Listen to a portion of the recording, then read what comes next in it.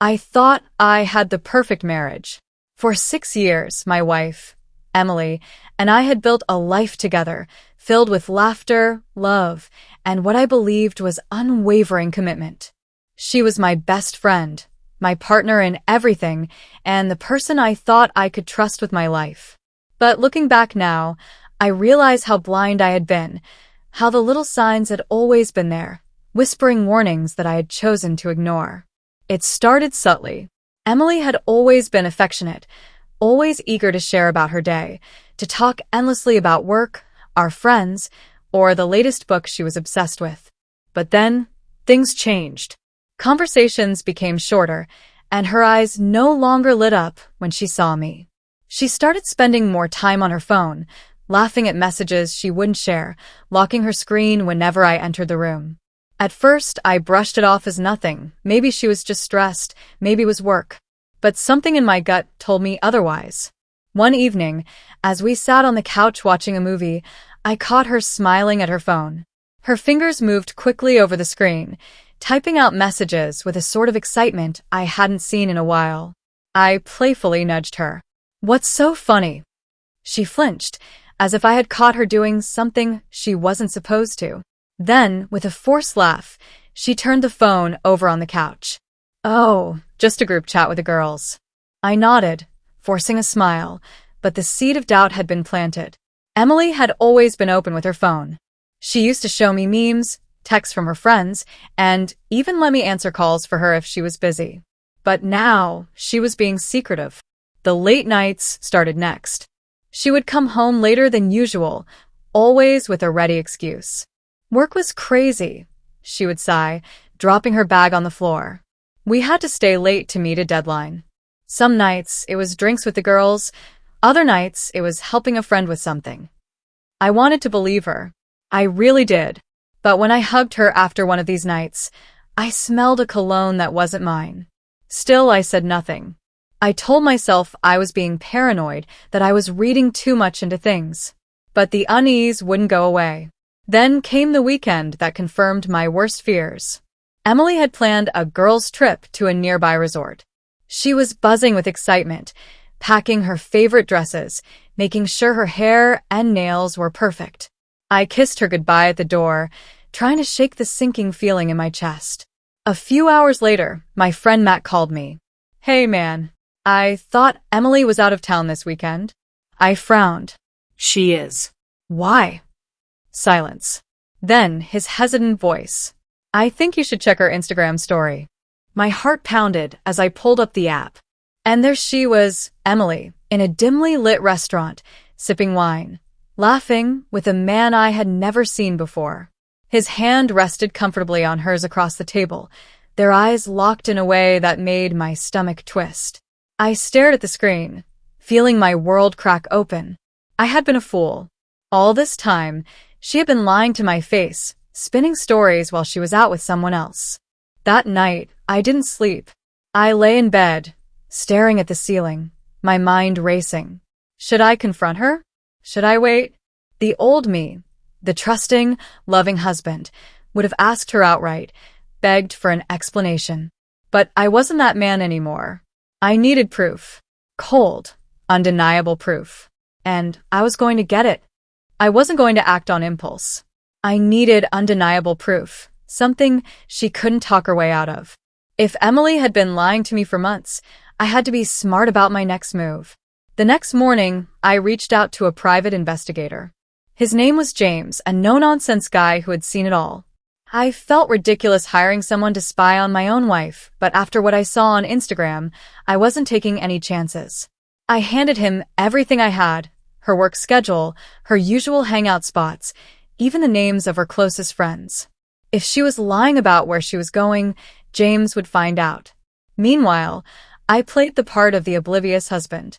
I kissed her when she came home late, pretended not to notice when she slipped into the bathroom to text someone, and even feigned interest when she told me about her girls' nights.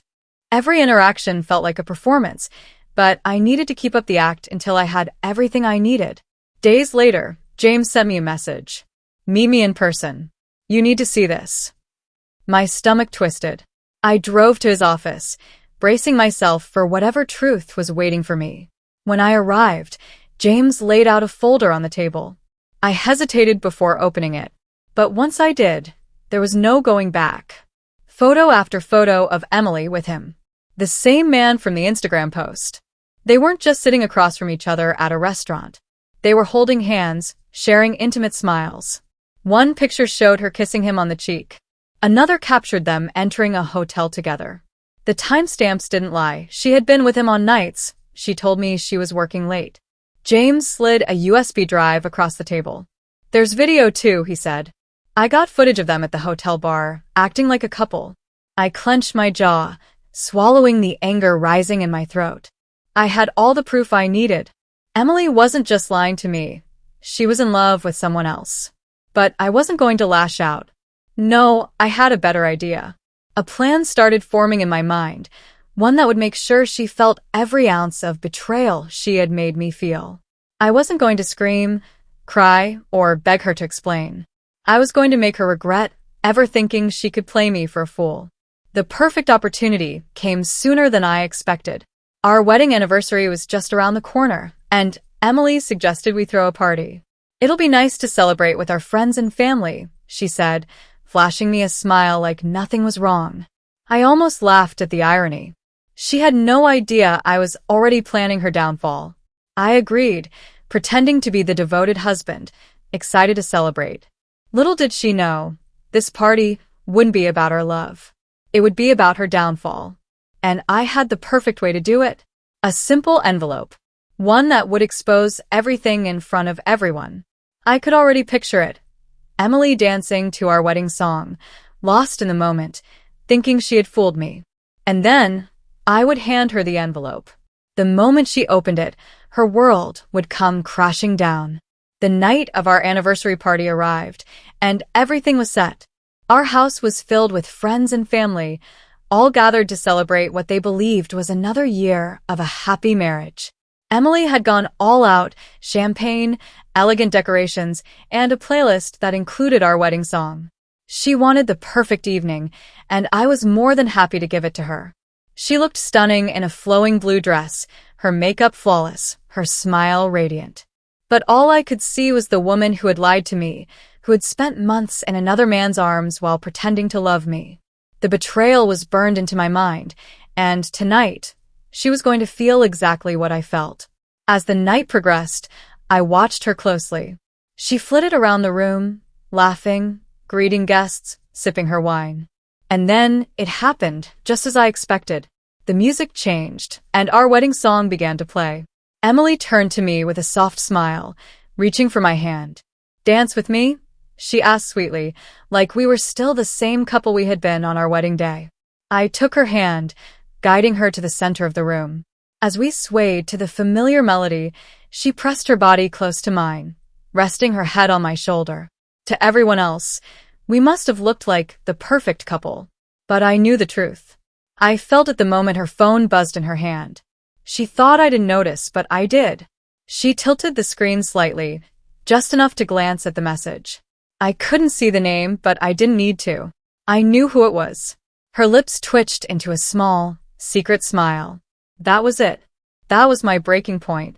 I leaned down, whispering in her ear, "You should probably finish that text before you open this." She pulled back, blinking in confusion. What? I reached into my jacket pocket and pulled out a white envelope. Calmly, I placed it in her hands, stepping back. The music still played, but the room had grown quiet. People were watching, sensing something was off.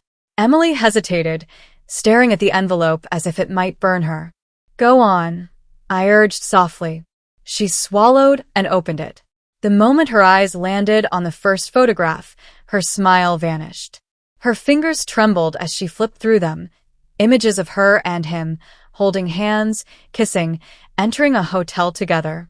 Her breath hitched, and I saw the color drain from her face. Then she reached the USB drive taped inside. Her head snapped up, panic flashing in her eyes. What is this?" she stammered. I crossed my arms, my voice steady and cold. "That, my dear wife, is proof. Proof of every lie, every betrayal, Every time you looked me in the eye and pretended you loved me while sneaking off to be with him." A gasp rippled through the room. Whispers started, guests leaning in to see what was happening. Emily shook her head, gripping my arm. "Please, let's talk about this."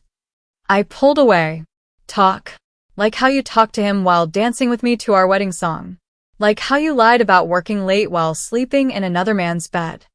Tears welled in her eyes, but I felt no sympathy. I turned to the crowd, my voice louder now. "I wanted to make this announcement tonight anyway, so let's just get it out of the way. I'm filing for divorce." A stunned silence filled the room. Emily's lips parted, but no words came out. Then, a new voice cut through the quiet. "I think we should talk too, Emily." I turned and there he was, the other man. But he wasn't alone. Beside him stood a woman, a furious-looking woman, her arms crossed, eyes locked on Emily with pure hatred. His wife. Emily let out a choked gasp. "Oh my God." The woman stepped forward, her voice shaking with rage. "So, this is the woman my husband has been sneaking around with." Emily's mouth opened and closed, like a fish gasping for air. She looked trapped, humiliated, completely exposed in front of everyone. The entire room watched, waiting for her to speak, but she had nothing to say. For the first time in months, she was the one caught off guard. And I had never felt more satisfied. The room was suffocatingly silent, save for the soft hum of the speakers still playing our wedding song in the background. Emily stood frozen, her hands clutching the damning envelope, her face pale as a ghost. She looked from me to the furious woman standing beside her lover, her mouth opening, then closing, as if trying to find a way out of the disaster she had created. There was no escape. The other woman, let's call her Lauren, stepped closer, her voice cold and sharp. "How long, Emily? How long have you been sneaking around with my husband?" Emily stumbled backward, her hands shaking. I didn't know he was married." Lauren let out a bitter laugh. "Oh, save it. You knew. You knew." She turned to her husband, her eyes burning with rage. "And I hope she was worth it, because you're about to lose everything." He opened his mouth, but Lauren wasn't done. "You thought you were being so discreet, didn't you? Well, newsflash, I hired a PI too." She pulled out her phone, tapping a few times before holding it up. A video played, showing Emily and her husband in a hotel lobby, kissing, touching, laughing like a pair of lovesick teenagers. Gasps rippled through the crowd. Emily staggered back as if she had been slapped. "Lauren, please, Don't," Lauren snapped, her voice laced with venom. "Don't you dare say my name like we're friends. You're nothing but a homewrecker." I folded my arms, watching the scene unfold. I had planned to expose Emily, but this was better than anything I could have imagined. Emily turned to me, desperation in her eyes. "Please, let's go somewhere private. We can talk about this." I let out a small laugh. "Private? Oh, now you want privacy? Where was my privacy when you were sneaking around with him? When you were in our bed texting him?" I shook my head. "No, Emily. We're doing this here, right in front of everyone. Just like you danced with me while texting him, you can face the consequences in public too." Tears welled up in her eyes. "I made a mistake, okay? I wasn't thinking clearly." I cut her off. "No, Emily. A mistake is forgetting our anniversary. A mistake is leaving the stove on. What you did, that was a choice.